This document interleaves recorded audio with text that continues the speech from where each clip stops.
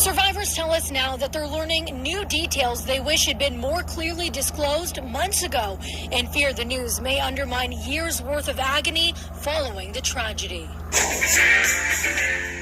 This country music superfan on stage with Keith Urban is furious Michelle Leonard. Very blingy, these country girls. Michelle turning that love into her living, selling clothes and jewelry at music festivals across the country. Things that you will not find in your average store. That's how she ended up at the Route 91 Harvest Country Music Festival in Las Vegas on October 1st, 2017. This was worse than a war zone, and we didn't have weapons. Michelle's store becoming a shelter as she ran for her life. The sounds that you guys hear on TV, it does not convey the complete terror.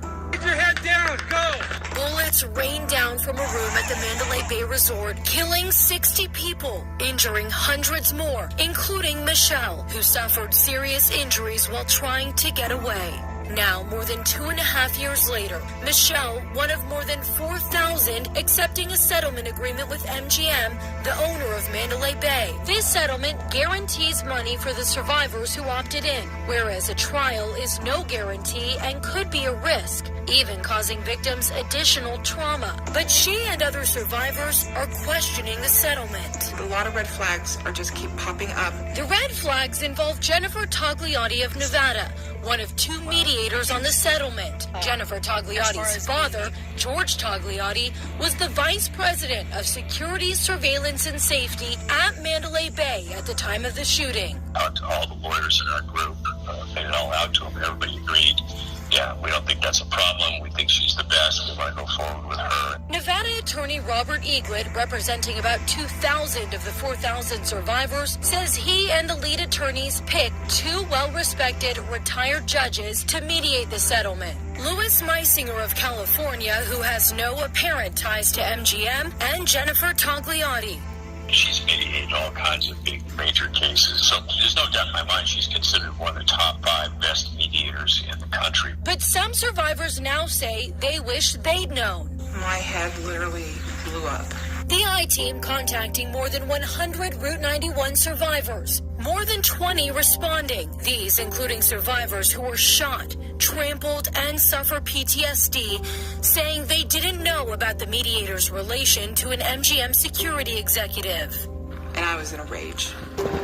And I couldn't believe what I was seeing. Attorneys say they told their clients. Eaglet says he disclosed the Togliatti's relationship in writing. Nevada law doesn't require that the lawyers even disclose this to the clients.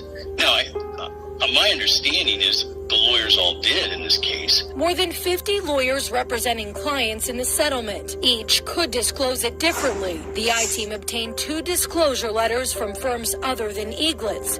The first, reading in part, coincidentally, Judge Togliatti's father happens to be the head of security for MGM Resorts International, and another with fewer details. We know that there have been postings on social media regarding Judge Togliatti due to her father having ties to MGM. The committee does not believe Togliatti will be biased. Still, more than a dozen other survivors tell 12 News they don't recall any disclosure. I think this should have been crystal clear of who the players were in this whole thing. 12 News requested interviews with both Jennifer and George Togliatti. In an email, George Togliatti saying, quote, "I'm very proud of my daughter. She has her career and I have mine. I have had nothing to do with her career, nor she mine. I have had nothing to do with any negotiations or mediation involving her, MGM, nor the plaintiffs, nor their attorneys." Judge Togliatti, who was recently nominated by President Trump to be a federal judge, getting bipartisan support, denying interview requests, instead directing 12 News to the survivors' attorneys, writing they can, quote, "speak to all of the appropriate disclosures made in this case." The survivors' attorneys saying they stand behind their decision to work with her, calling this a fair settlement, adding survivors could always opt out. Now Michelle's livelihood sits in a shed in her backyard. My life has changed completely. As she works to recover from her physical and emotional injuries from that deadly night, she says she still wants answers. There's got to be a reason why they did not explain, or I can say some of the attorneys did not explain. And the amount of money each survivor will get from this settlement is private.